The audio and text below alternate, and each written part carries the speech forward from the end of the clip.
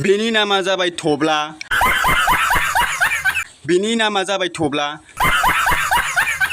जायखौ जोङो आलु दे होननानै मिथिनाय जायो। बिथाङा दायो हाबा जाखांबाय।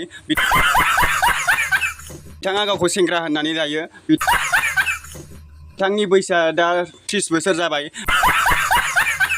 नाथाय बिथांनि मुंखौ गामियाव थब्लाबो बुङो। नाथाय बियो हाबा जाखांबाय। हाबा जाखांनानै मास मोननैनि गेजेरावनो बिनि हिन्जावा बेखौ 4 फुट इंचि 4 फुट होननानै खारनायसै। नाथाय बिथाङा गावनि हिन्जावा खारनाय लोगो लोगो बियो ससियेल मिडियाआव ओंखारनायसै।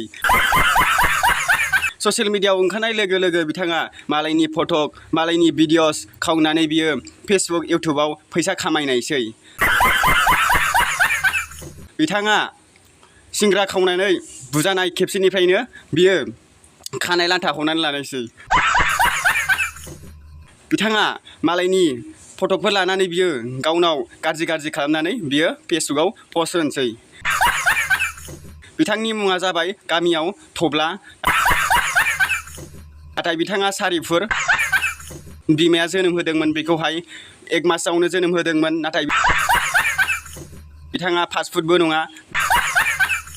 बिथांनि बैसोआ जाहैबाय 30 बोसोर जाबाय। बिथाङा हाबाबो जाखांबाय। बिथाङा हाबा जाखांनाय होननानै पाब्लिकफ्रा रावबो मिथियाखै।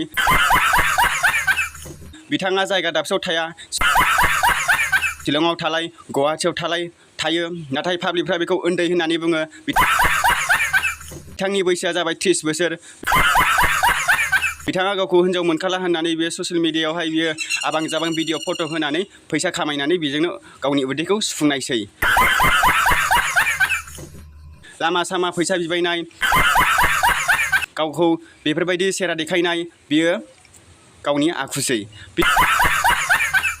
बियो मालायनि फट' होनानै फैसा खामायनानै बियो न'खर दानानै बियो हारसिङैनो थानोसै। बिना बिमा बिफाबो गैला।